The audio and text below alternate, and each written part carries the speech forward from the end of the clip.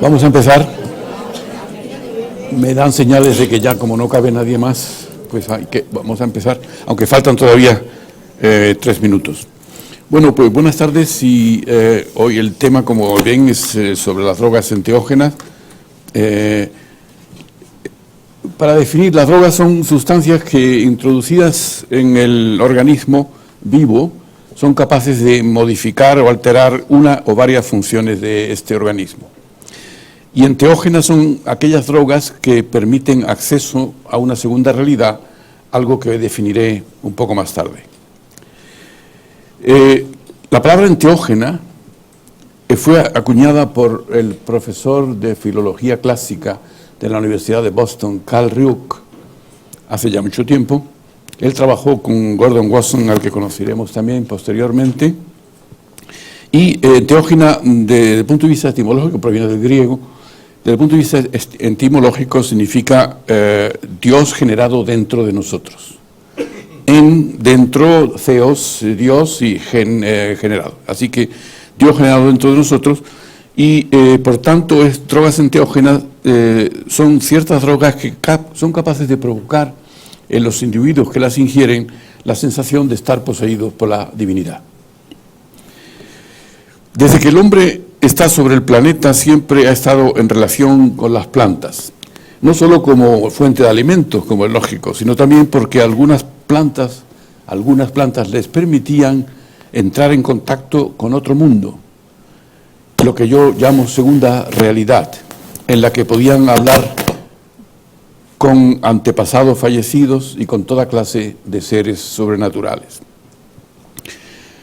Prácticamente todas las culturas han utilizado estas plantas y hongos enteógenos, los hongos también, y por regla general las ha utilizado un tipo de personas en relación con rituales de tipo religioso.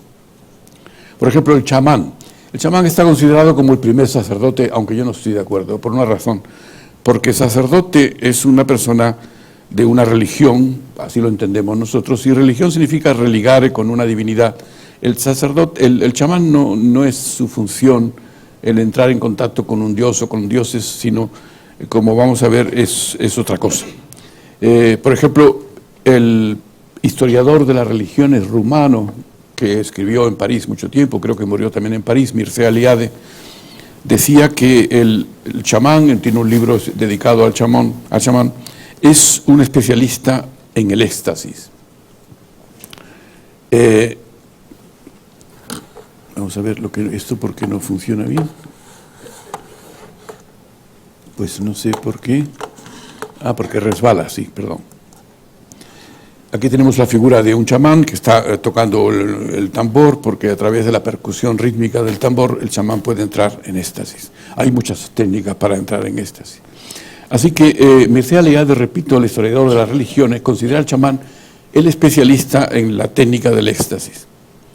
Y las ha usado siempre para entrar en contacto con antepasados ya fallecidos, para predecir el futuro, para predecir dónde están los mejores lugares para la caza, o para curar a los miembros de su comunidad. Y un antropólogo norteamericano, Michael Harner, y creador de la Fundación para Estudios Chamánicos, calcula que la antigüedad de estos individuos, los chamanes, puede remontarse unos 20 o 30 mil años atrás. Hoy existen chamanes en el norte de Asia y también en América Latina, y prácticamente utilizan las mismas técnicas o otras para poder entrar en ese segundo mundo al que yo le llamo segunda realidad. En las sociedades de cazadores-recolectores, es decir, en las que el ser humano ha pasado prácticamente el 99,9% de su estancia sobre la Tierra, se carecía de una tecnología médica como la que hoy poseemos, por lo que los chamanes desarrollaron habilidades que les servían para curar enfermedades. Aunque fueran solo, añado yo, enfermedades de tipo psicosomático. De ahí que se le haya llamado al chamán el primer psicoanalista de la historia.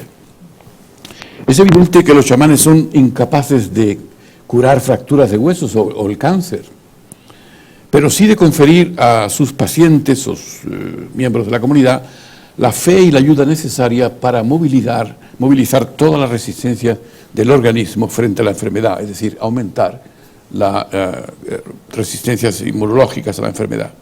Es lo que se ha llamado tradicionalmente la curación religiosa, que se ha dado en muchas culturas, imponiendo manos o simplemente por la autoridad de la persona que impone esas manos y que cura las enfermedades.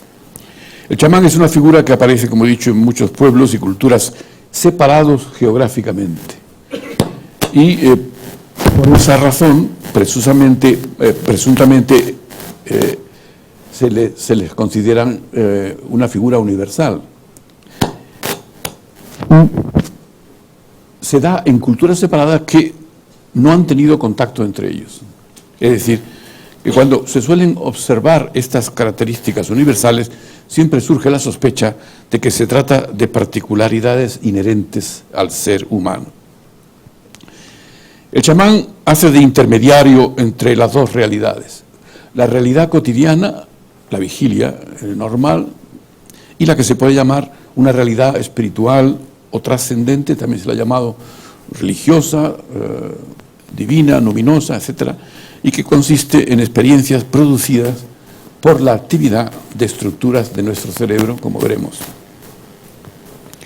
Generalmente el chamán entra en éxtasis utilizando técnicas activas, como por ejemplo la percusión de los instrumentos, como el tambor, o la danza rítmica. Recuerden los indios en el norte de Norteamérica, pero también puede acceder al éxtasis con técnicas pasivas como control de la respiración, cosa que hacen hoy día las personas que siguen sectas religiosas de Oriente, el aislamiento, la privación sensorial, el ayuno, privación del sueño, la meditación e incluso el sufrimiento. Hay algunos chamanes que se cuelgan con ganchos metidos en la piel y se cuelgan, y de esta manera, a través del sufrimiento, entran en éxtasis. Pues Mircea Eliade, este historiador de las religiones que mencionaba antes, dice que cuando el chamán no puede acceder al éxtasis con estas técnicas, sean activas o pasivas, entonces recurre a las drogas enteógenas. Una profesora de antropología de la Universidad del Estado de Ohio, Erika Bourguignon, ha calculado que aproximadamente un 90% de las sociedades de todo el mundo tienen rituales institucionalizados para alterar la conciencia, por lo que sugiere que estos estados alterados de la conciencia, como son el éxtasis o el trance, como quieran llamarle, se trata también de un rasgo cultural universal. Es interesante mencionar, y por eso lo hago, que el profesor de arqueología de la Universidad de Witwatersrand en Johannesburgo, en África del Sur, David Lewis Williams, tiene varios libros muy interesantes, especialista en la cultura de los San, también llamados bosquimanos. Pues este señor, el doctor Lewis Williams, propuso una teoría sobre los orígenes del arte rupestre, que descansa en dos temas fundamentales, dice él. Primero, que el Homo sapiens sapiens del Paleolítico superior, es decir, lo que llamamos el hombre moderno, desarrolló una forma compleja de conciencia. Segundo, que las pinturas rupestres o parietales, también se les llama, reflejan prácticas mágico-religiosas de los chamanes que se encontraban en estados alterados de conciencia o éxtasis. Para Lewis Williams, las pinturas prehistóricas que se encuentran, como saben, en las cuevas del sur de Francia y también norte de España, están realizadas bajo estados alterados de conciencia. Aquí tenemos un ejemplo de una pintura. Esto lo pintó el abad de Breuil, que es un francés que era un especialista en pinturas parietales o rupestres prehistóricas, y es la figura de un hechicero, se le llama el hechicero, en la cueva Ariège, en el sur de Francia. En el pueblo de Ariège, la cueva se llama Les Trois Frères, porque lo descubrieron tres hermanos, y representa, según él, pues la figura de un chamán que se convierte se transforma durante el éxtasis en distintos animales. Y aquí tenemos efectivamente varios animales representados, porque por ejemplo estas astas son de alce o de ciervo, luego tienen una barba de rebeco, los ojos de una lechuza, las orejas de lobo, las patas anteriores son de oso, las extremidades inferiores son humanas, los genitales son de felinos y la cola puede ser de caballo. Así que representa toda una serie de animales en las que el chamán se transforma durante el éxtasis. Bien, pues drogas con influencia sobre la mente de las personas hay muchas y han sido caracterizadas como psicofármacos, alucinógenos, psicotrópicos, estupefacientes, etcétera, etcétera. Pero enteógenas son solamente aquellas que son capaces, como he dicho antes, de conducir a una segunda realidad que suele ser percibida como más intensa que la realidad cotidiana. Esto es muy interesante porque todos los místicos que han entrado en éxtasis así lo dicen. San Juan de la Cruz, Santa Teresa aquí en España, pero hay muchos místicos en los sufíes, por ejemplo, en la religión del Islam y en otras religiones. Siempre dicen que esa experiencia es mucho más, esa conciencia es mucho más intensa que la realidad cotidiana y por eso no la quieren cambiar y la buscan siempre. ¿Y a qué se debe eso? ¿Qué es lo que da en el cerebro, lo que nos da la sensación de realidad? Pues una estructura que vamos a ver que se llama la amígdala, que está en la profundidad del lóbulo temporal y que es la que nos da el sentido de lo real. Cuando esta estructura se hiperactiva, y lo hace durante el éxtasis, la persona que tiene esa experiencia siente que esa realidad es mucho más intensa que la realidad cotidiana. Así que está cargada además de un profundo significado. En realidad podríamos decir que nos conducen a, como he dicho antes, las experiencias espirituales, místicas, religiosas, numinosas, divinas, que es lo mismo que numinosas, o de trascendencia. De ahí que las plantas que contienen sustancias enteógenas, que luego conoceremos, han sido llamadas en Sudamérica plantas de los dioses, y los hongos enteógenos, que también conoceremos, carne de los dioses.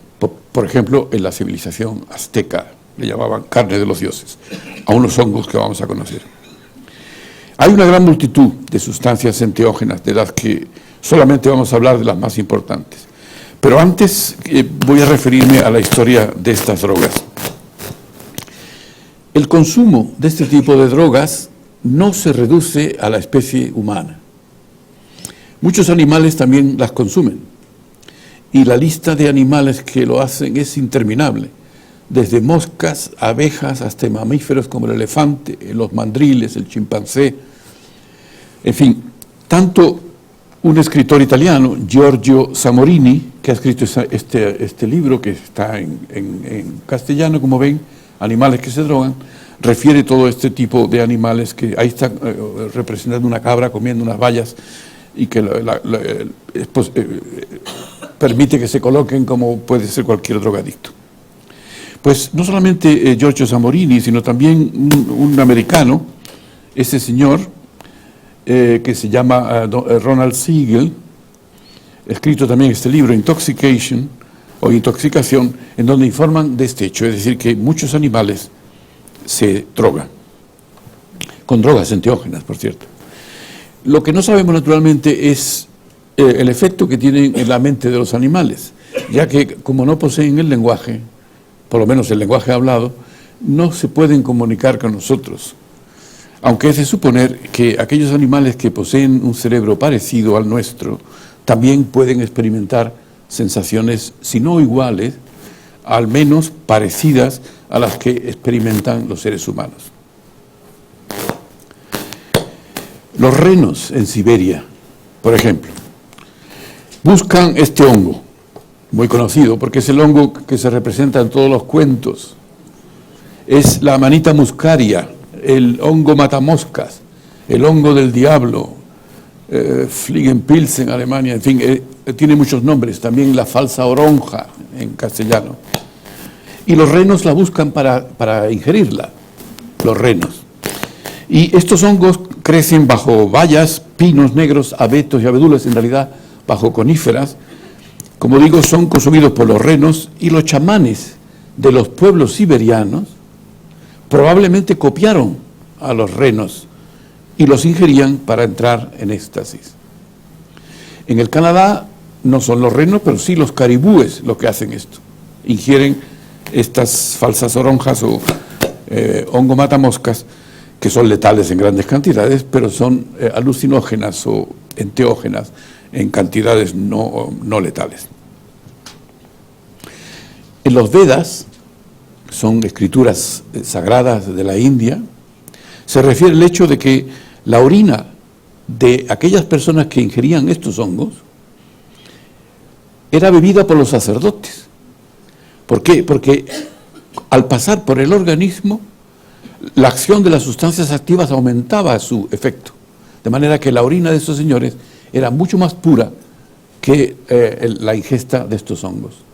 Y eso se refiere en los Vedas. La sustancia activa de este hongo es la muscarina. Ahí da musca otra vez, la mosca como denominador común. La muscarina, que en altas dosis, como he dicho, produce la muerte y que estimula receptores de la acetilcolina. La acetilcolina es un neurotransmisor importantísimo en el sistema nervioso que está en relación con la memoria y el aprendizaje. Y el etnobotánico, este señor Gordon Wasson, que en Sudamérica le llamaban el gordo guasón, suponía, se dedicó mucho a esto, estaba casado con una rusa que también era especialista en hongos, y entonces su mujer le indujo a estudiar las propiedades de estos hongos. Y tiene varios libros muy interesantes. Pues este hombre norteamericano supone que los componentes alucinógenos de la manita muscaria, del hongo que hemos hablado, figuraban en el antiguo soma, elixir que se menciona en los Vedas, ya lo he dicho, y del que se habla desde el año 1500 a.C., es decir, hace 3000 años, ya se sabían de las propiedades alucinógenas, enteógenas del hongo Amanita muscaria. Giorgio Samorini, el italiano que vimos antes, relata que las cabras, como vimos en el dibujo, ingieren las bayas de la planta del café para conseguir un estado de excitación, llegando a un momento de auténtica locura con la ingesta del cat. El cat es una planta, se llama Cata edulis, es esta planta que las cabras ingieren y que les lleva a un estado de excitación parecido al éxtasis. Es muy probable que también los seres humanos copiaban a las cabras para ingerir esta planta y de esta manera llegaron a conocer las propiedades de las hojas de este arbusto. Hay otro hongo muy apreciado por los animales, que es el siguiente, el hongo psilocibe. Psilocibe, que es muy conocido en la cultura azteca, como he dicho, le llamaban hongo de Dios o hongo de los dioses, aunque también se le llamaba carne de los dioses. Este hongo es ingerido por perros y cabras, pero también se ha encontrado cuando se ha hecho la autopsia de animales como primates no humanos, como chimpancés y macacos, etc., y se ha encontrado en el estómago restos de estos hongos. Suelen crecer en los excrementos de los mamíferos. No sé si lo han visto alguna vez, es un hongo muy corriente. Tengan cuidado con la ingesta. La antigüedad de la búsqueda de sustancias psicoactivas, por tanto, está probada, y está probada por datos arqueológicos y también por relatos históricos. Muchos indígenas de diferentes culturas ingerían estas plantas, como he dicho, como fuente de alimento, y para tolerar, por ejemplo, fluctuaciones de temperatura, superar la fatiga y permitir largas sesiones de caza, o sea, para mejorar el estado físico. Recuerden, por ejemplo, cómo los indígenas de los Andes mastican la coca para soportar, por varias cosas. En primer lugar, la fatiga. Ellos lo copiaron de las llamas, porque vieron que las llamas resistían mucho mejor cuando ingerían las hojas de la coca, y por tanto ellos lo copiaron también de los animales. Y también para soportar las diferencias de temperatura y sobre todo también la altura. Es decir, como he dicho, para mejorar el estado físico. En este hecho, mucha gente probablemente ve que la ventaja de la ingesta de esta sustancia ha sido muy importante para la adaptación a un entorno hostil, hasta el punto de que otro escritor norteamericano muy conocido, Terence McKenna, tienen el libro en castellano, se llama El manjar de los dioses, dice que muy probablemente la ingesta de estas sustancias enteógenas, estos hongos y plantas, fue importantísimo para el desarrollo del cerebro humano. Porque hay una hipótesis, bueno, esa es una hipótesis, hay muchas hipótesis, que no explican satisfactoriamente cómo es posible que desde el australopiteco hasta nosotros el cerebro se haya triplicado en tamaño. Ha sido una expansión brutal. Entonces, se supone que ha habido también factores exógenos que han influenciado en ese desarrollo.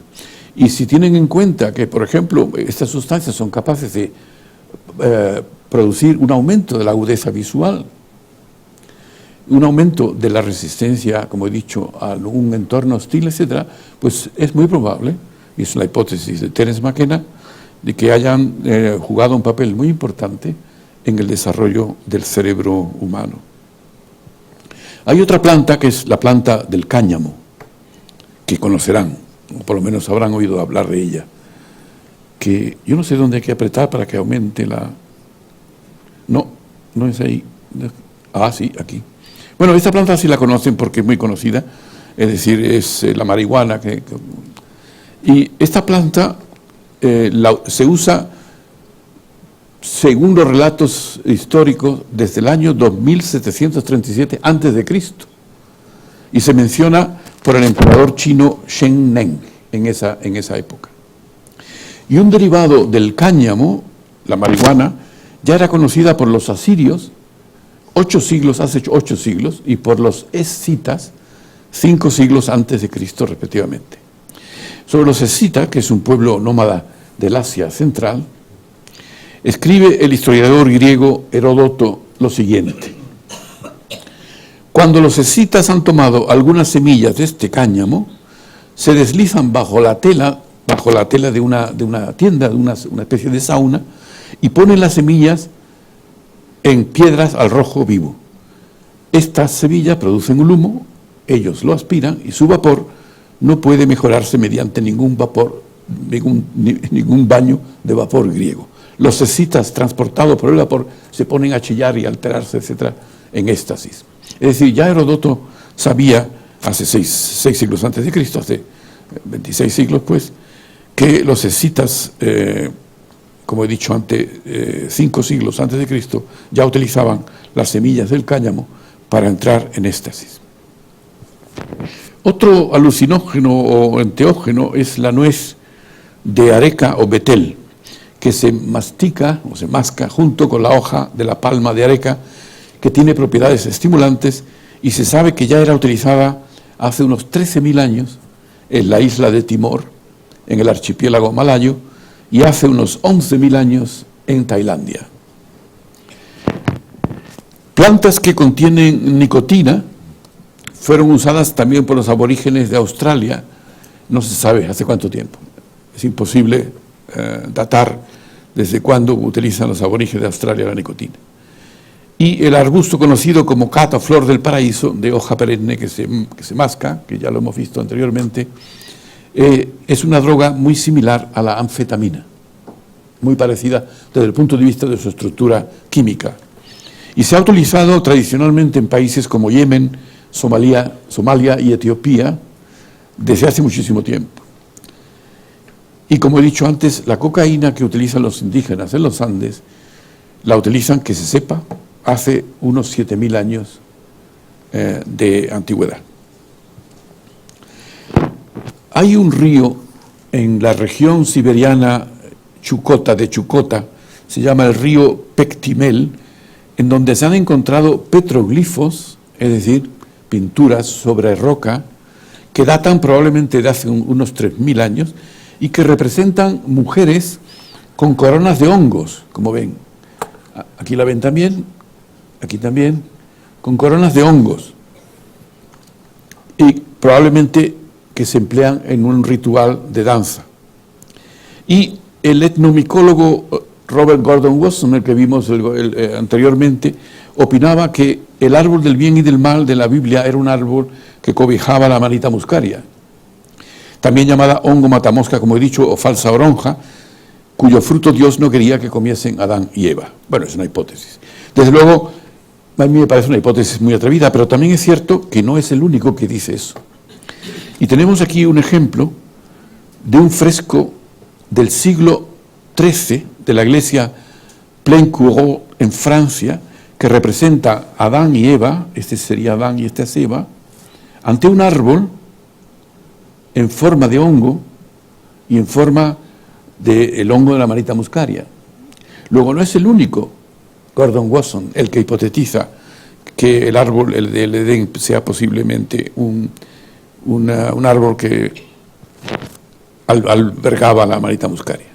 Y hay una iglesia en España, en Cataluña, en la comarca de Osona, en Cataluña, en la iglesia románica Sant Sadurní d'Osormort, en la comarca de Osoña, como he dicho, en donde se ve la misma escena del paraíso y al fondo se ven una representación de hongos, ¿no? Pues bien, este etnobotánico Gordon Wasson, en su libro Soma, hongo divino de la inmortalidad, creía que el soma que se describe en los Vedas, como he dicho, textos antiguos de la literatura india, era utilizado por los pueblos arios hace unos 4000 años y que contenía los hongos que conocemos como Amanita muscaria. Y se ha planteado también la hipótesis que el Aoma, con H, Aoma, que se menciona en el Avesta es una colección de textos sagrados de la antigua Persia, cuyos escritos más antiguos se remontan al siglo VI antes de Cristo.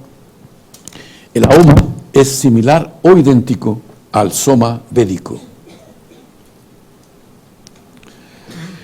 Un profesor de psicología de la Universidad Hebrea de Jerusalén, Benny Shannon, especuló sobre la posibilidad de que la antigua religión israelita estuviera asociada al uso de enteógenos. En las tierras áridas de la península del Sinaí y en el sur de Israel crece una planta que contiene los mismos alucinógenos o enteógenos con los que se prepara la ayahuasca. La ayahuasca, veremos, es un enteógeno que ingieren indígenas hoy todavía en la zona del Amazonas, en América del Sur. Pues bien, las dos plantas que se utilizan para la preparación de la ayahuasca son estas: el arbusto Peganum armala. La sustancia activa de este arbusto es la armalina, que es un inhibidor de la monoamino oxidasa. La monoamino oxidasa es una enzima que cataliza las monoaminas que son usadas como neurotransmisores en el sistema nervioso central. Las monoaminas se dividen en dos grupos: las catecolaminas, adrenalina, noradrenalina y dopamina, y las indolaminas, serotonina y melatonina. Es decir, todas sustancias que se utiliza el sistema nervioso central como neurotransmisores muy conocidos. Pues, pero en fin, Benny Shannon, este profesor israelita, encontró enfrente de las cuevas de Qumran un campo lleno de estas plantas. Las cuevas de Qumran eran el hogar de los esenios, que es un grupo místico judaico de la antigüedad que vivían en el desierto de Judea en el siglo II antes de Cristo. En una de estas cuevas se encontraron los manuscritos del Mar Muerto, los célebres manuscritos del Mar Muerto que relata la vida de estos anacoretas, los esenios. Pues bien, enfrente de estas cuevas, Benny Shannon encontró todo un campo lleno de estas plantas y por tanto él supone que es probable que esta planta era ingerida antiguamente en Israel. Y aparte de la hipótesis de este profesor israelita, de Benny Shannon, parece claro que los profetas del Antiguo Testamento, que se mencionan en el Antiguo Testamento, tenían visiones. No tiene más que leer a Ezequiel o a Daniel, a cualquiera de ellos. Tenían visiones que probablemente estaban inducidas por la ingesta de sustancias enteógenas. En hebreo se utiliza la palabra nabi para designar a los profetas, y nabi en hebreo significa extático o inspirado. Otra hipótesis ha sido planteada por el psicoanalista canadiense Dan Mercure en su libro El misterio del maná. Este es el señor, este es bueno, ¿y ahora qué? Ven para acá. Ese es el señor y ese es su libro, El misterio del maná, en el que plantea que el maná que el pueblo de Israel presuntamente recibió del cielo durante su camino por el desierto del Sinaí no era otra cosa que el enteógeno sacado del arbusto Peganum harmala, que es el que acabamos de conocer. En los misterios de Eleusis, en la Grecia antigua, Eleusis era una localidad a unos 10 kilómetros de Atenas, 10 o 40 kilómetros, no recuerdo exactamente. Prácticamente no queda prácticamente nada, son ruinas, porque lo destruyeron los misterios de Eleusis. La religión cristiana se los cargó cuando pudo. Así pues, en estos misterios de Eleusis, en la Grecia antigua, que eran festivales de la cosecha de cereales y que estaban dedicados a la diosa Demeter, que se la representa con ¿cómo se llaman? Espigas de trigo, espigas de cereales.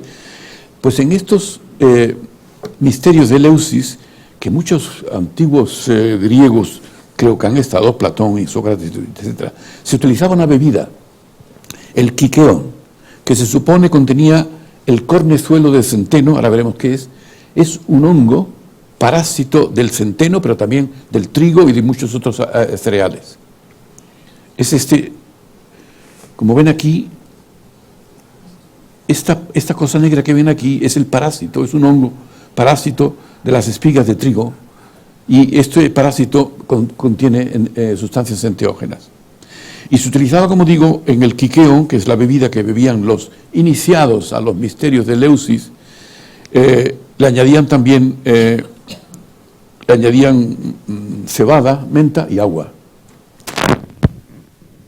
Y este cornezuelo de centeno contiene un poderoso enteógeno, la dietilamida del ácido lisérgico, la LSD, que fue descubierta, mejor dicho, sintetizada por Albert Hofmann, que es este señor, que ya murió con 100 y pico años, en Suiza, en el laboratorio de Sandoz. Ahí sintetizó la LSD, que luego fue un boom en Estados Unidos, si recuerdan, a los años 70, y Timothy Leary la puso, la hizo pública, tiene muchos libros sobre ella. Era un friki de estos, un hippie, y fue retirada del comercio y prohibida por la DEA, por la Drug Administration de Estados Unidos, porque dependiendo del éxtasis que producía, las personas podían llegar al infierno o también, al cielo o al infierno, en cuyo caso se suicidaban. Esto llevó a mucha gente a suicidarse cuando el trip era muy negativo, dependiendo de qué estructuras se estimulaba en el sistema límbico o cerebro emocional, como veremos. Si era la amígdala, produce terror y produce pánico y la gente se tiraba por la ventana. Por eso fue prohibida la dietilamida del ácido lisérgico. Él mismo la ingirió en el año 1943. Primero la sintetizó y luego la ingirió y vio, pues eso, un éxtasis extraordinario. Pues bien, respecto al quiqueón, que como hemos dicho es la bebida de los misterios de Eleusis, fue la bebida en los misterios de Eleusis, la cebada crecía abundantemente en una llanura muy fértil, la llanura de Raros, que estaba a 18 kilómetros al noroeste de Atenas, y de ahí cogían el cornezuelo de centeno para colocarse, o para que los iniciados pudiesen ver a la diosa cuando llegaban al éxtasis. Hemos mencionado la ayahuasca. La ayahuasca está muy extendida en Sudamérica, hoy día todavía, y es una palabra quechua que se compone, significa la liana de los espíritus o la liana de la muerte. En realidad, La ayahuasca es un brebaje que se prepara con dos plantas. Una es la Banisteriopsis caapi, que es una liana, como ven aquí. Y la segunda es la Psychotria viridis, que es esta, que es otra planta. Se utilizan ambas para elaborar el brebaje. La sustancia activa es la dimetiltriptamina, que se encuentra en nuestro cuerpo. La produce la glándula pineal, que es curioso. ¿Por qué nuestro cuerpo produce sustancias enteógenas? Pregunta interesante.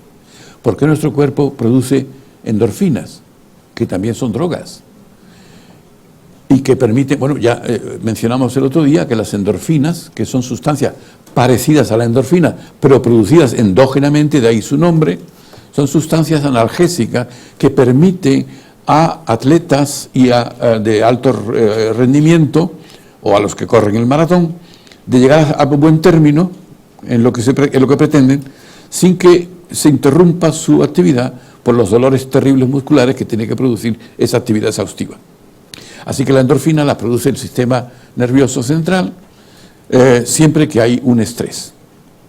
Yo supongo que por eso la muerte debe ser muy agradable, puesto que no hay mayor estrés que la muerte, y en la muerte las personas que han referido que están cercanas a la muerte también sienten una gran paz y tranquilidad y unas visiones beatíficas, porque se producen endorfinas naturalmente durante ese periodo de estrés. Pues bien, esa dimetiltriptamina que nosotros producimos está contenida en estas plantas y también están muy extendidas en el reino vegetal y en el reino animal. Es muy abundante en plantas de América Latina, y los humanos conocían sus efectos y propiedades hace decenas de miles de años. Está relacionada la dimetiltriptamina con la serotonina, un neurotransmisor importante, y se une a los receptores de serotonina, al igual que lo hace la dietilamida del ácido lisérgico, la psilocibina o la mescalina, que enseguida conoceremos. Así que la ayahuasca también se llama yagé o daime, santo daime, dependiendo de los pueblos que la utilizan. Se remonta pues a miles de años y ha sido utilizada y sigue utilizándose por indígenas de Colombia, Perú, Bolivia, Ecuador y Brasil, alrededor del Amazonas, más o menos.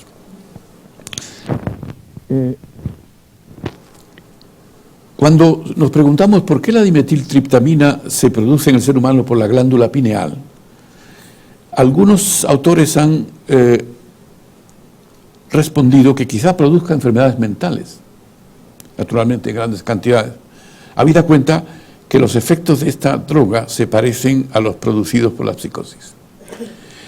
Sin embargo, hay que decir que esta hipótesis no ha sido confirmada hasta hoy. No obstante, los niveles de dimetiltriptamina en la sangre de voluntarios normales y en pacientes psicóticos no se diferencian, por lo tanto, por eso no se ha podido confirmar esta hipótesis de que en grandes cantidades la dimetiltriptamina pueda producir la enfermedad mental, pero está abierta a la investigación como cualquier otra hipótesis. En cualquier caso, está sin responder la cuestión, como he dicho, de que tengamos en nuestro cerebro receptores para las endorfinas. Pero no solamente para las endorfinas, es que tenemos también receptores para la marihuana en el cerebro. Luego, la interacción entre el ser humano y esa planta tiene que ser muy antigua para llegar a producir en el cerebro humano receptores para ellas. Es lógico pensarlo. Claro, si nos preguntamos por qué tiene el cerebro receptores para estas drogas, evidentemente para que las drogas puedan unirse a los receptores, que se unen como una llave en un candado, en una cerradura. Y parece evidente, y esto me parece importante, que la existencia de estos receptores para estas sustancias fabricadas endógenamente por el cerebro supone una cierta independencia del cerebro con respecto al entorno. Es decir, que ya no dependemos del entorno siquiera para llegar a producir estos efectos, sino que nosotros mismos producimos estas sustancias. Al producir sus propias drogas, el cerebro se independiza hasta cierto punto del entorno. Y este hecho forma parte probablemente de un proceso que yo le considero de enorme importancia, un proceso mucho más amplio de independización del cerebro de su entorno, que está en relación con el progreso del cerebro a lo largo de la evolución. Se ha ido independizando del entorno, hasta el punto que nosotros reproducimos la realidad exterior, que es en gran parte la creación cerebral, como dijimos el primer día. Reproducimos el espacio externo, reproducimos el espacio interior, el espacio de nuestro cuerpo. Todo lo reproducimos en el cerebro para poder actuar predictivamente sin necesidad del entorno. Luego es un proceso extraordinariamente importante que habría que estudiar con mucha más intensidad. Se ha planteado la cuestión de si estas sustancias enteógenas tienen algo que ver con las experiencias espirituales, místicas, religiosas, luminosas, divinas o de trascendencia, que pueden ocurrir también de manera espontánea. Por ello, en 1962, un psiquiatra norteamericano, Walter Pahnke, que en principio era estudiante de la Escuela de Teología de Harvard, Divinity School, que le llaman allí, llevó a cabo un experimento con un grupo de estudiantes, cuando él era profesor, del área de Boston. Y el experimento se realizó en la Marsh Chapel. Marsh Chapel es una capilla de la Universidad de Boston. Y por eso este experimento ha pasado a la literatura, a la literatura científica como el experimento Marsh Chapel o del Viernes Santo. El experimento fue hecho doble ciego, es decir, que ni los experimentadores sabían quién ingería la droga, ni los que ingerían la droga sabían si la habían ingerido o no. Que significa que la mitad del grupo, de este grupo de estudiantes, se le administró psilocibina, la sustancia activa del hongo psilocibe, el que vimos que crecía en los excrementos de los animales. Y a la otra mitad, un placebo, es decir, vitamina B, por ejemplo, o niacina, que a dosis elevadas produce síntomas similares a la experiencia con enteógeno, pero que no es nociva, al contrario. Es interesante tomarla para el cerebro. Y como digo, los sujetos ni los experimentadores sabían qué grupo recibía la droga y qué grupo no. Pues bien, los sujetos que recibieron psilocibina informaron de experiencias místicas o espirituales, lo cual quedó bien claro que estas sustancias producen estas experiencias. Y en el año 2006, mucho más tarde, en la Universidad Johns Hopkins se realizó un experimento similar con resultados parecidos. Los sujetos informaron que sus experiencias espirituales habían sido las más significativas de toda su vida. Recuerden, la experiencia es mucho más intensa y mucho más placentera que la experiencia cotidiana, que la vida cotidiana.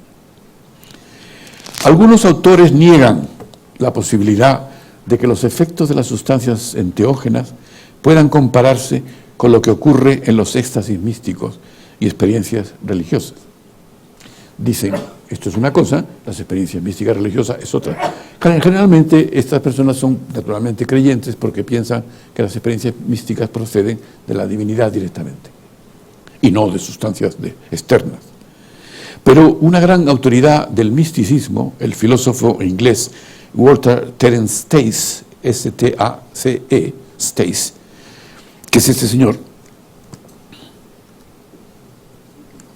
cuando se le preguntó, le hicieron la pregunta, ¿la experiencia con estas drogas es similar a la experiencia mística? Y respondió lo siguiente, no es que sea similar a la experiencia mística, es la experiencia mística. Y este es un especialista reconocido internacionalmente. Y otro estudiante de las religiones estadounidense, Huston Smith, afirma lo siguiente, cito textualmente, el rechazo a admitir que las drogas pueden inducir experiencias descriptivamente indistinguibles de aquellas que son religiosas espontáneamente, es homólogo al rechazo de los teólogos del siglo XVII a mirar por el telescopio de Galileo, o cuando lo hicieron, su persistencia en rechazar lo que veían como maquinaciones del diablo. Fin de la cita. O sea que lo compara nada menos con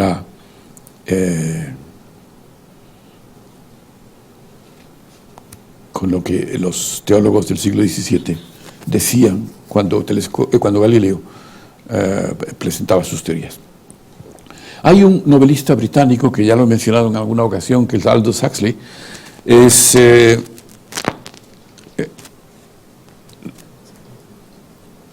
Su abuelo era coetáneo de Darwin y Julian Henry es un biólogo muy conocido, que era su tío.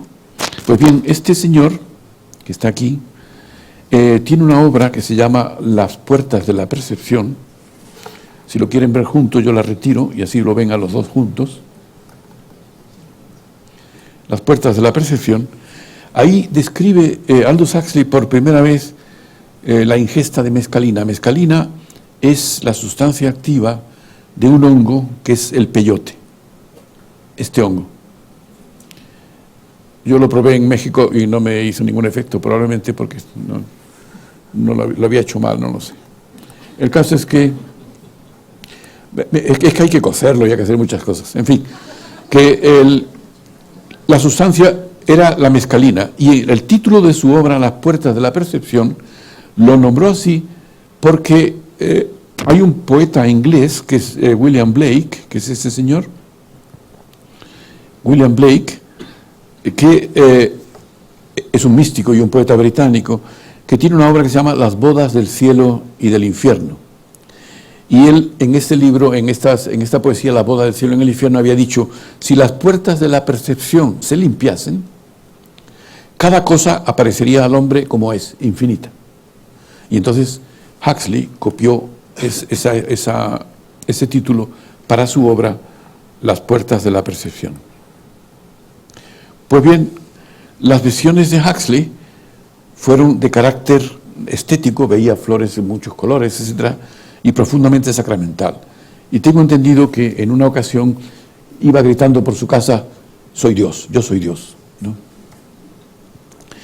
Otro profesor, un profesor emérito de la universidad, cito al profesor emérito por simpatía, porque yo también lo soy, pues un profesor emérito de la Universidad del Norte de Illinois, Thomas Roberts, autor del libro Crecimiento espiritual con enteógenos, sacramentos psicoactivos y transformación humana, dice que para la mayoría de las personas que han tenido una experiencia con enteógenos, los conceptos son sobrecogimiento, lo sagrado, eternidad, la gracia, el ágape, la trascendencia, la transfiguración, la noche oscura del alma, pues se refería probablemente a Juan de la Cruz, haber nacido de nuevo, cielo e infierno, que son algo más que ideas teológicas, son experiencias para él.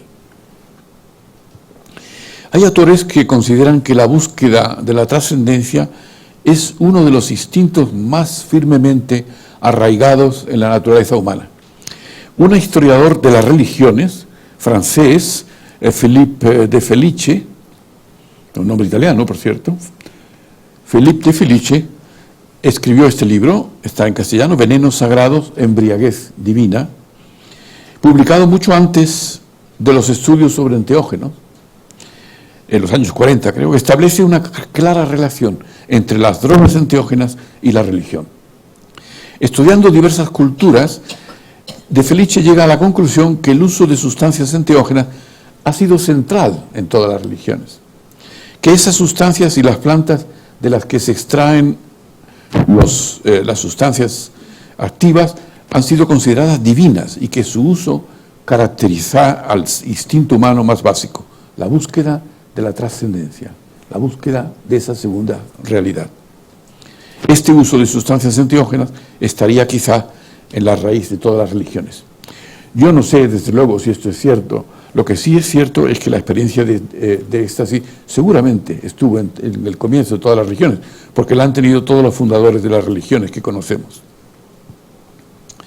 Desde luego, la relación entre enteógenos y religión la vemos en el uso que de ellos se ha hecho en muchos ritos y cultos religiosos, y se sigue haciendo,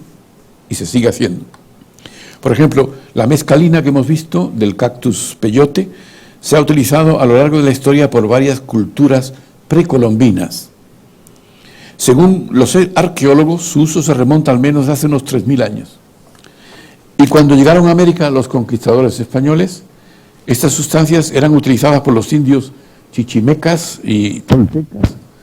Y su uso fue reprimido por la Iglesia, pero que no pudo extinguir ya que se ha mantenido, como he dicho, hasta nuestros días.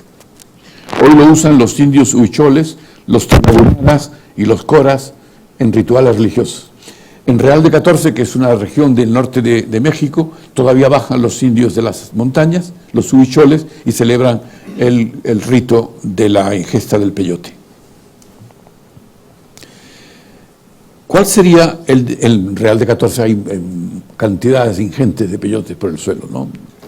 ¿Cuál sería el denominador común de las experiencias generadas por las sustancias enteógenas y las experiencias que hemos llamado espirituales, místicas, religiosas, luminosas, divinas o de trascendencia?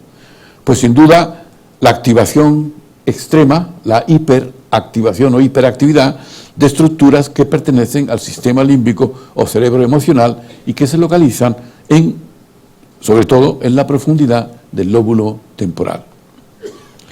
Todas las principales drogas enteógenas tienen un estrecho parecido con neurotransmisores cerebrales, como hemos visto, la serotonina, la noradrenalina y la dopamina. Y las estructuras que he mencionado del lóbulo temporal, fundamentalmente hipocampo, septoamígdala, tienen muchos receptores para estos neurotransmisores, muchos receptores, por lo que el aumento de alguno de ellos sobreexcita las estructuras en cuestión. Las características comunes de estas experiencias son la pérdida del sentido del yo, el yo, la dicotomía Dios, de mundo-yo desaparece, el sujeto se siente unido a la naturaleza, a la divinidad, a lo que sea. Y la fusión con el resto del universo, la pérdida del sentido del tiempo y del espacio, lo cual ya nos indica que el tiempo y el espacio en realidad son generados también por el cerebro, porque enfermos mentales tienen una concepción del tiempo muy distinta a la nuestra. Yo he tenido enfermos deprimidos que venían muy tarde y otros obsesivos compulsivos que venían mucho antes de la cita. ¿Por qué? Porque su visión del tiempo, su concepto del tiempo es completamente distinta en ellos, de los otros. Alteraciones de la percepción sensorial. Ven luces, ven colores extraordinarios, como el caso de Huxley, que tenía un florero encima del piano y veía unas flores maravillosas, iris y claveles, precisamente recuerdo, unos colores extraordinarios, una cascada de colores, etc. En algunos casos se observan fenómenos sinestésicos, esto es, la transmutación de las sensaciones, como que el tacto puede experimentarse como un sonido, el sonido como visión, etcétera, lo que se llama sinestesia, que por cierto es innata en algunas personas. Creo que Kandinsky era uno de ellos, y algún músico, Mussorgsky, no recuerdo exactamente. En fin, hay literatos y artistas que han sido sinestésicos. Y un neurocientífico canadiense, Michael Persinger, que es ese señor, utilizando este casco con bobinas, le llama el casco de Dios, para estimular el cerebro, como ven, tiene más estructuras aquí para estimular electromagnéticamente el lóbulo temporal que está aquí justo debajo. Si ven aquí la nariz, pues el lóbulo temporal izquierdo estará allí. Aquí al otro lado también tiene una serie de electrodos para estimular, bobinas para estimular electromagnéticamente el cerebro a través de la piel, el hueso, etcétera, sin intervenir para nada al sujeto. Entre otras cosas porque los estudiantes nos hubieran dejado, aunque cobraban, vaya usted a saber. Es decir, utilizando este casco para estimular el cerebro, podía provocar experiencias espirituales en sujetos normales, sus estudiantes, estimulando el lóbulo temporal. Y estos sujetos veían, como los estudiantes en Canadá eran de distintas religiones, había indios, había budistas, había protestantes, católicos, había de todo, pues los estudiantes referían a experiencias espirituales y visiones de seres sobrenaturales, siempre de la propia religión. Nunca un budista vio a la Virgen María, nunca un católico vio a Alá, ni a Buda, ni a ningún, etcétera, o a Manitú, como veía, por ejemplo, un indio. Y en la clínica neurológica, como mencionamos en otra ocasión, se sabe que cuando estas estructuras se alteran y se hiperactivan por un ataque epiléptico, la epilepsia del lóbulo temporal, esta epilepsia suele ir acompañada de experiencias religiosas debido a la hiperactivación de esta estructura. Así que las drogas enteógenas, que suelen aumentar la cantidad de ciertos neurotransmisores que son muy abundantes en el sistema límbico o cerebro emocional, como la dopamina, pueden sobreexcitar las mismas estructuras, generándose experiencias espirituales y religiosas, algo que el ser humano ha hecho siempre desde tiempos inmemoriales. Y el Terence McKenna, el etnobotánico que mencioné anteriormente, en su libro El manjar de los dioses, aquí lo tiene, es ese señor, que lo vamos a retirar un poco para que vean el libro también, que está en castellano. El manjar de los dioses, Terence McKenna, especula con la posibilidad, como dije antes, que las sustancias enteógenas hayan tenido una importancia en el desarrollo de la mente humana. Dice textualmente, no le quiero privar de la cita textual: la adopción temprana, dice él, por parte de los homínidos de una dieta omnívora y su descubrimiento del poder de algunas plantas fueron factores decisivos a la hora de desplazar a los primeros humanos fuera del flujo de la evolución animal, introduciéndolos en la rápida transformación del lenguaje y la cultura. Con otra, fin de la cita, como diría Rajoy. Es decir, está especulando con la evolución del cerebro y de la mente a través de estas sustancias.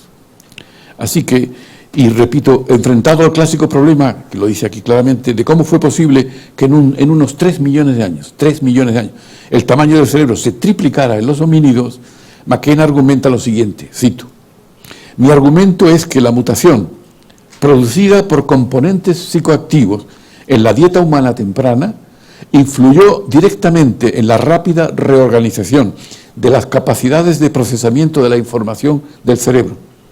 Los alcaloides de las plantas, particularmente los componentes alucinógenos como la psilocibina, la dimetiltriptamina y la armalina, pueden ser los factores químicos de la dieta protohumana que catalizaran la emergencia de la autoconciencia humana. Habría que añadir, yo añadiría, he interrumpido la cita, yo añadiría, y también de otros animales que nos precedieron que también son autoconscientes. Por ejemplo, el chimpancé, el delfín, el cachalote, etcétera, que se reconocen en el espejo y se supone que también tiene autoconciencia. Últimamente se ha unido a estos animales la elefanta Hepi, porque le colocaron un espejo y le colocaron una mancha en la frente y mirándose el espejo y con la trompa se quería quitar la mancha. Así que se supone que era autoconsciente. Sigo la cita de McKenna. La acción de los alucinógenos presentes en muchas plantas comunes mejoró nuestra facultad de procesar la información o sensibilidad ambiental y por lo tanto contribuyó a la repentina expansión del tamaño del cerebro humano. Fin de la cita de McKenna. Como ven, es una hipótesis muy interesante. Este autor menciona que la psilocibina, por ejemplo, ¿se acuerdan de los hongos pequeños estos? Mejora de manera importante la agudeza visual, algo que supondría una gran ventaja entre los cazadores-recolectores, lógicamente, cuando van de caza. Y como he dicho antes, una época en la que la humanidad ha pasado el 99,9% del tiempo que está sobre el planeta, sobre la Tierra.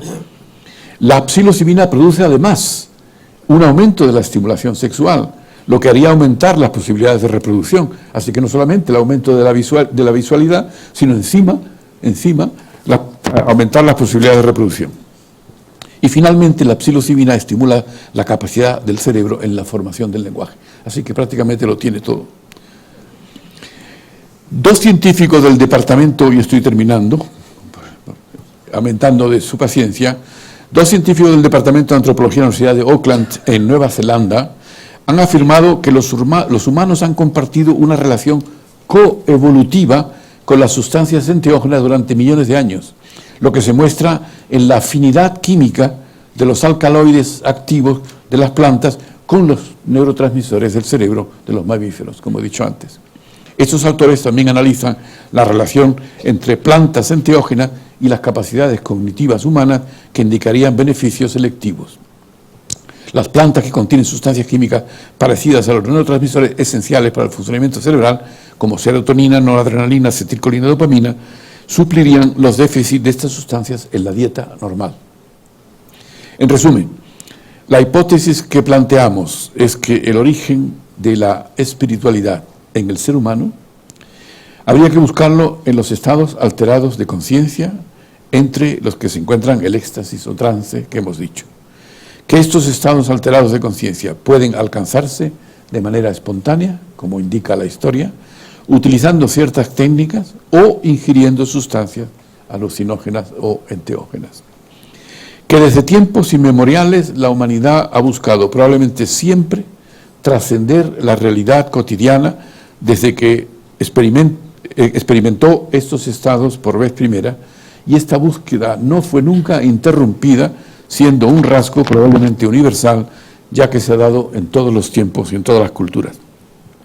Estos estados alterados de conciencia, inducidos por las drogas enteógenas, se producen por la hiperactividad de estructuras cerebrales que pertenecen al sistema límbico o cerebro emocional y que se encuentran sobre todo en la profundidad del lóbulo temporal.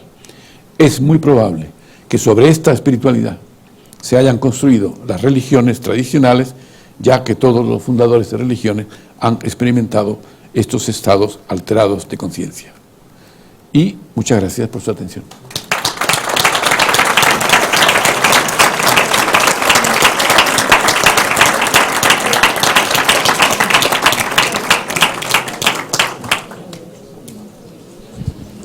A ver, ¿a alguien se le ocurre algo?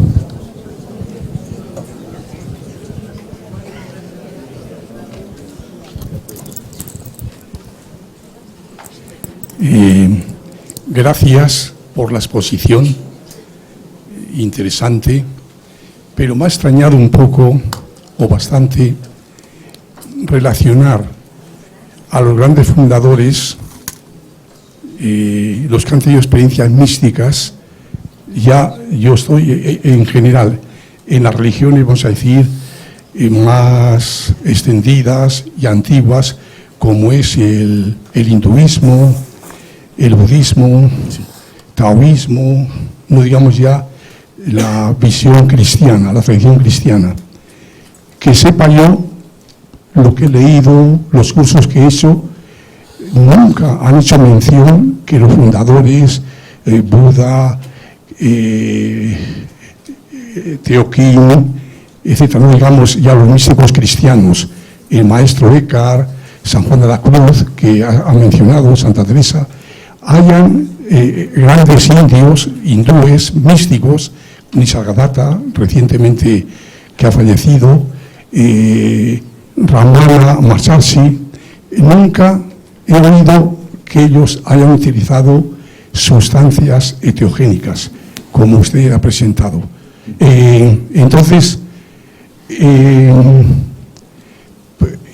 niveles de conciencia, hoy se habla mucho, niveles de conciencia, pero no sé si ciertamente, a medida que uno pasa de un nivel de conciencia arcaico, mágico, a un nivel racional, ya transpersonal, ya se altera evidentemente. La percepción es nueva, y no es necesario tomar ninguna droga para eso, no. Para que haya esas experiencias místicas de que he hablado. Sí. Ya sé que pero y raro es que tomando esas sustancias sean igual las experiencias de un místico que no la toma. Muy bien. Vamos a ver.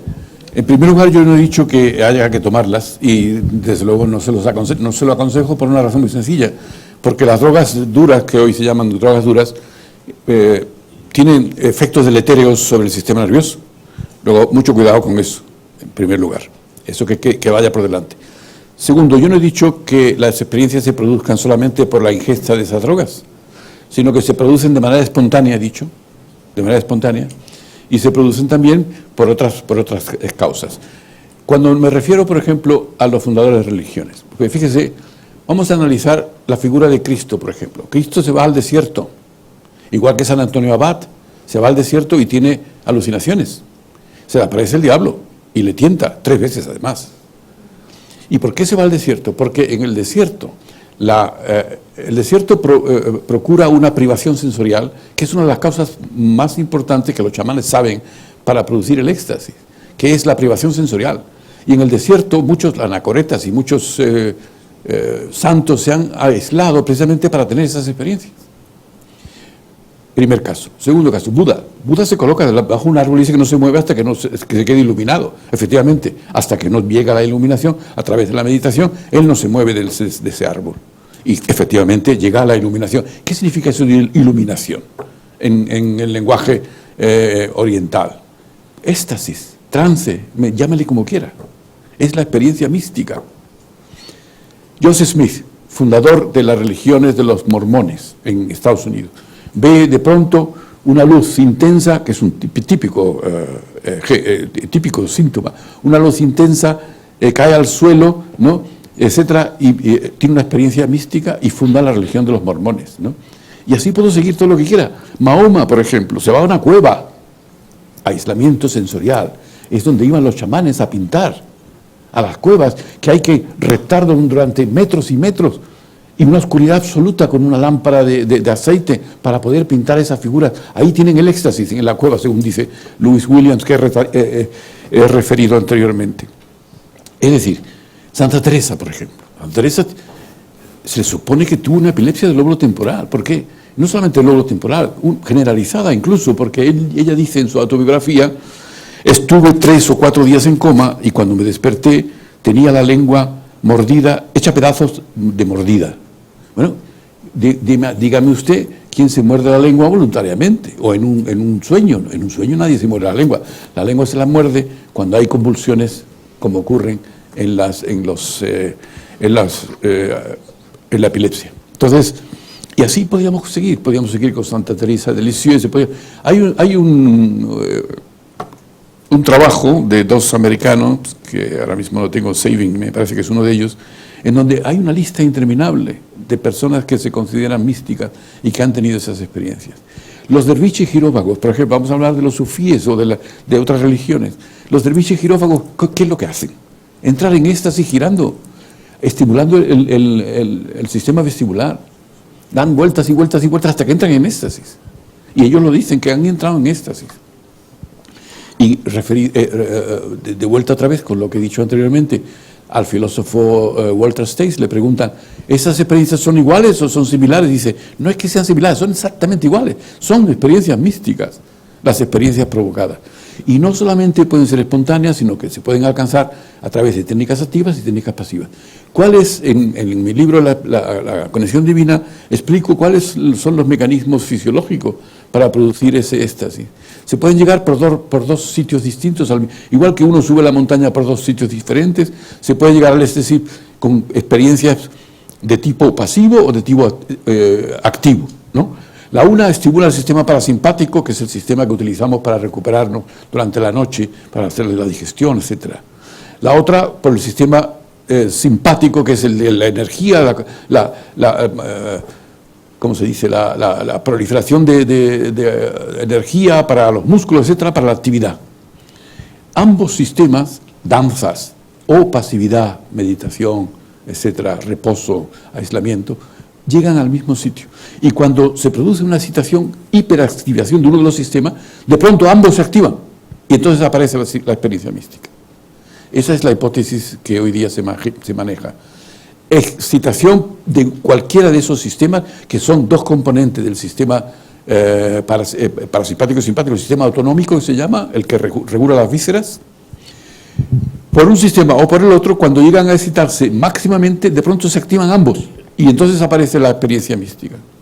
Y eso lo han tenido muchísimas personas que o son religiosas o no lo son. O, por ejemplo, en Buda pues no se considera una religión.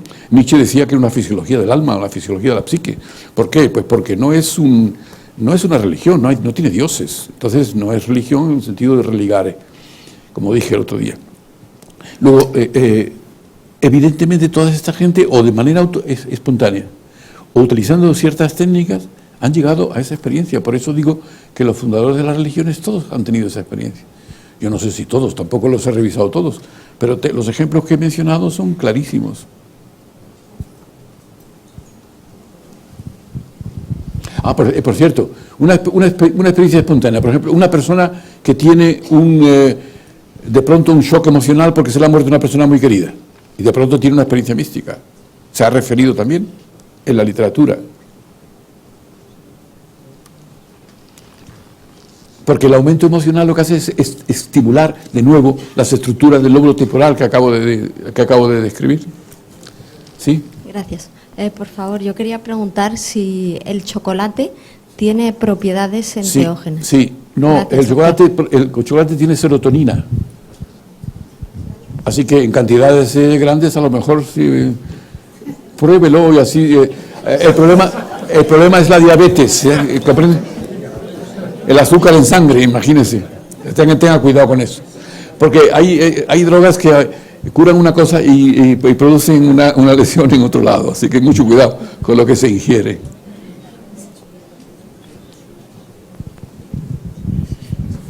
Quería saber si tiene alguna hipótesis para usted la utilización del fuego a la vez que los rituales de plantas, porque es muy común, por ejemplo, en los huicholes, tan importante puede ser el hongo como el fuego a la vez. Si a nivel visual pudiera haber una ayuda, por así decirlo, a la experiencia. Sin duda, imagínese un oriental que se tira una hora mirando la llama de una vela y entra en éxtasis. Claro, tras mucho ejercicio. Yo lo he intentado y no he entrado. Me parecía aburridísimo. Pero es un método que se utiliza, sin duda, el fuego como una estimulación visual, ¿no? No digamos nada si la llama está parpadeando, porque entonces produce una epilepsia. Puede producir epilepsia. Yo tenía, hay un paciente que yo conocía cuando estaba en Alemania, que se producía la epilepsia, porque claro, la epilepsia le encantaba. Entonces él se la producía mirando al sol y haciendo así, es decir, parpadeando. Y hay muchas, en la clínica se recomienda a los pacientes que tienen tendencia hacia la epilepsia que no vayan por un vial donde hay muchos árboles y esté dando el sol de lado, porque la sombra de los árboles, ¿no?, puede producirle un ataque epiléptico. Se les recomienda a los enfermos. Claro que si el ataque epiléptico es generalizado, pues se puede estrellar contra un árbol porque pierde la conciencia. Si es de tipo temporal, entonces no perderá la conciencia, pero el éxtasis a lo mejor lo lleva a estrellarse igualmente.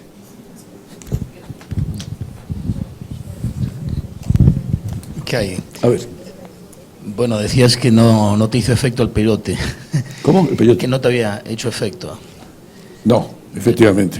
Yo tuve una experiencia con ayahuasca y quería decirte que no sabía que la dimetiltriptamina está en la glándula pineal, ¿no? Que sí, señor. Que nos diferencia el día de la noche, ¿no? La glándula pineal sí, pero la dimetiltriptamina tiene otras funciones. No, te comento un poco la experiencia. En Brasil, cuando hicimos una sesión en el marco del Daime, que es una religión que, como Daime, has sí. dicho... Aprieta eso que no se oye. Perdón. Tuve la sensación que esto era a las 12 de la noche, que había una luz intensa, que químicamente tenía sensaciones de apetito inicial de desayuno, o sea que hubo como una especie drástica de metabolismo no adaptado a la hora real, que eran las 12 de la noche. O sea, el efecto, yo no sabía esto. ¿Que te dieron ganas de comer? Bueno, no, sí, de comer y despertarme y de bostezarme y perdón, no de bostezar, de todo lo contrario, como se dice, lo contrario a bostezar, lo de desperezarse. Entonces no sabía que la responsable era esta dimetil. Entonces el tema que el día y la noche, más que la luna y el sol, es como una especie de cascada química que en función de las sustancias que intervienen te pueden situar química y metabólicamente en un momento del día que no se corresponde con el reloj. ¿Es así? Sí. Bueno, pero el reloj biológico está en otro lugar del cerebro, pero tiene razón con respecto a la luz. La luz muy probablemente se produzca así, porque hay una relación de la retina y de la corteza visual con la glándula pineal. Es probable que tenga una relación. Es el tercer ojo que algunos filosofías orientales describen, ¿no?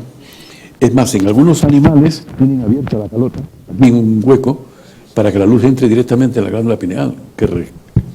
Sí, por ejemplo los lagartos, sin ir más lejos. Lagartijas, salamanquesas, todos esos animales tienen abierto aquí el boquete, que por cierto, el ser humano también lo tiene cuando nace, lo que pasa es que luego se cierra. Lo que no sabemos es si el bebé ve mucha luz o no ve mucha luz, porque como no habla no puede decir nada. Pero tiene razón. ¿Sí? Hola, buenas tardes. ¿Podría usted decir, porque yo no lo he captado suficientemente, qué efecto o qué droga era la que producía el maná en la deambulación de Armalina, del pueblo judío? es una hipótesis. Armalina del arbusto Peganum armala, que es, la hemos visto aquí. Pues fíjese, enseguida la vamos a ver. No, esa es la nuez del Aves Peganum armala, debe ser aquí, vamos a ver. Esta es ayahuasca, este Hoffman, cornezuelo de... Ya me ayuda todo el público. Peganum armala, este arbusto que se da en la península del Sinaí, en el desierto, porque es un arbusto que realmente no sé, de estos arbustos que no sé cómo viven en el desierto con tan poca agua. Pero esta planta Peganum armala, por lo visto, tiene un componente que se llama armalina, ¿no?, que es enteógena, ¿no?, que produce éxtasis. Y esta se encuentra en la península del Sinaí y en el sur. El sur de Israel debe ser el desierto de Negev, ¿no? Se ve y por tanto en los esenios, por lo visto, según decía ese autor, había todo un campo de esta planta delante de las cuevas de Qumran, ¿no?, y se suponía que los esenios pues la ingerían en sus ritos religiosos. Es una hipótesis, no se sabe, porque sobre los esenios hay muchas hipótesis. Y luego después ha habido también la intervención de las iglesias tradicionales, etcétera. Es decir, con los manuscritos del Mal Muerto ha habido un follón de mucho cuidado. Primero lo retuvieron durante mucho tiempo, luego dieron permiso para que los especialistas lo publicaran.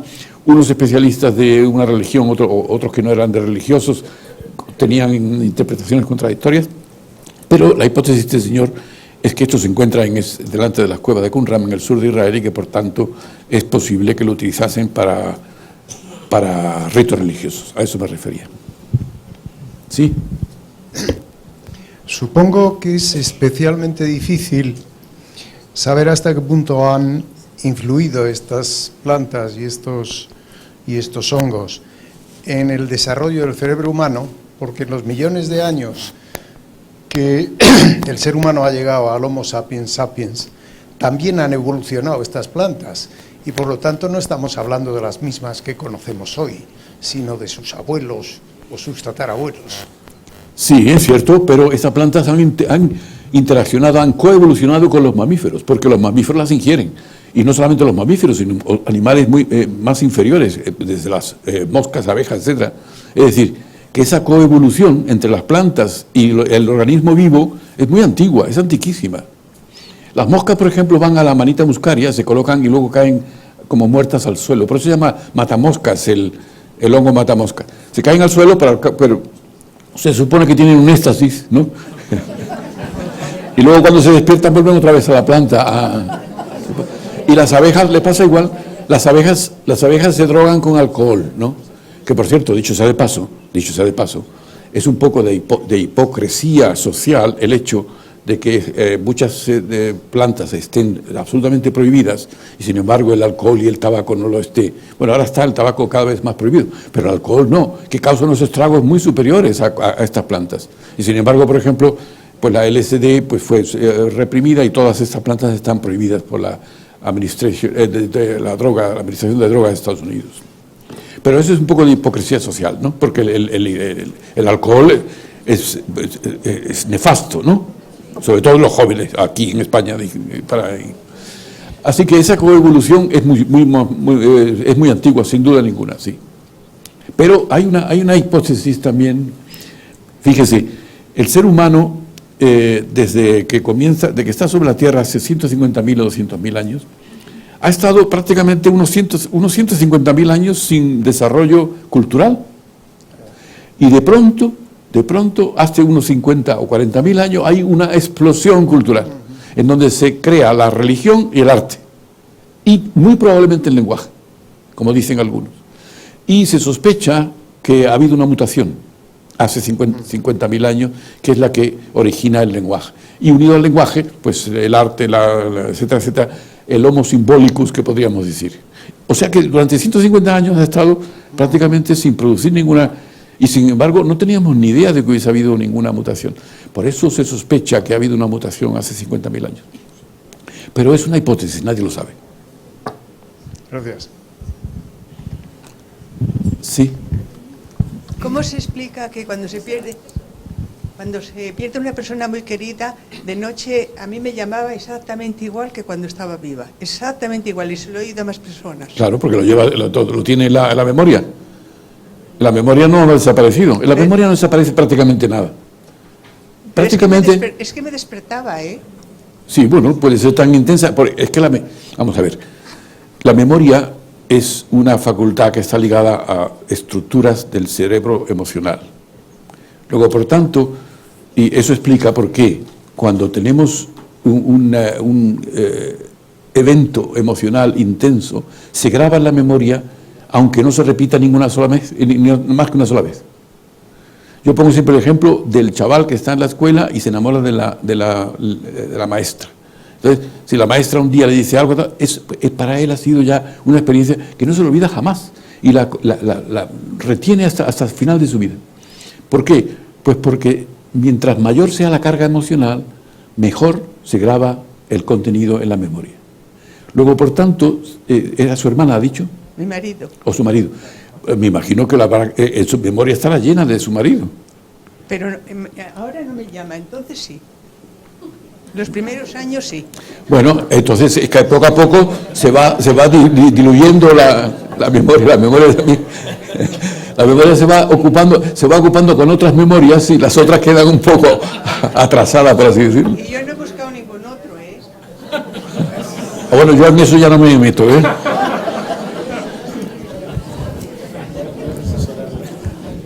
¿Hay alguna otra pregunta? A ver. ¿Por qué el cerebro conserva el recuerdo cuando has consumido droga? Vamos, yo me refiero a que he sido una fumadora empedernida y no pierdo la gana. Ya llevo unos cuantos meses y veo a la gente fumar y digo, qué suerte, aunque yo no quiero y no quiero repetirlo. Yo llevo años y sigo con ganas. ¿No hay manera de poder colaborar en ese sentido? Bueno, hay dos factores. Primero, que es un placer, y segundo, que es una droga, ¿no? Y por tanto activa determinadas estructuras del sistema límbico. Eso se graba en la memoria con mucha más intensidad y por eso no se puede olvidar. Hay gente que dice que el fumador lo será siempre. El fumador lo es siempre, por muchos años que lleve sin fumar, porque él ha producido placer, y el placer es una cosa importante para el cerebro. Fíjese que las estructuras que producen placer en el cerebro son mucho más numerosas que las que producen dolor. Esa es la razón por la cual no nos pegamos un tiro. Claro. Porque si fuera... Hombre, con alcohol. Cae, se acabó. Cae inmediatamente, claro. Porque le ha producido placer. O sea que hay que padecerlo durante toda la vida. Hombre, padecerlo no, a mí me parece muy bonito de tener la idea de que me gustaría, pero que no lo hago por otras razones. Tiene que ser más fuerte para no hacerlo, las otras razones, que es lo que me pasa en mi caso, por ejemplo. Con todo dolor de mi corazón, porque siempre me ha gustado fumar. ¿Alguna otra? Pues, sí, a ver si la última, pues, porque ya nos van a echar. Buenas tardes. Quería preguntarle en relación con que las experiencias de esta segunda realidad son más intensas que las de la primera. Sí. Si esto tiene alguna relación también con lo que sucede en el sueño durante las ensoñaciones, que también si uno siente miedo parece que es más intenso que en la realidad. Si se sueña con alegría también es muy intensa. Hombre, en el sueño el inconsciente está activo totalmente. Es decir, el sistema emocional está a flor de piel, por así decirlo. Ha desaparecido la conciencia, la conciencia de la vigilia. Y estamos en medio del límbico. Y por tanto se vive todo muy intensamente dependiendo de si la amígdala, esa estructura que tenemos en el lóbulo temporal, se activa más o menos. Fíjese, un ejemplo de la importancia de la amígdala. La amígdala es como una estructura que le coloca una etiqueta a lo que vivimos. Una etiqueta que dice, esto es importante, esto no es importante, ¿no? Por ejemplo, el fenómeno déjà vu, el ya visto, ¿no? Ese fenómeno, ¿a qué se debe? Una persona que nunca jamás ha estado en un lugar y que sin embargo tiene la impresión de que ya ha estado allí, ¿no? se debe a que la amígdala se estimula y le da a ese suceso la impresión de que ya ha estado, de que lo ha vivido, y es mentira. ¿Por qué? Porque el cerebro engaña de acuerdo con los intereses de la supervivencia, siempre lo tengo que repetir. Y por tanto la amígdala está para darle una importancia a unas cosas y otras no. Sobre todo a aquellos eventos que son perjudiciales para el sujeto, pues es muy importante que la amígdala le dé mucha importancia. Por ejemplo, el terror que produce la visión de un felino o una persona o un animal que amenaza con tu vida. Pues eso la amígdala inmediatamente responde y le coloca el sello, esto es peligrosísimo, sal corriendo porque peligra tu vida, ¿no? Durante el sueño, ¿no?, esas estructuras están a flor de piel y por tanto no me extraña nada que haya sueños muy vívidos, que se digan vívidos y que tienen un componente emocional muy fuerte cuando la amígdala está estimulada por encima de lo normal. ¿Vale? Muchas gracias. Muchas gracias pues a todos.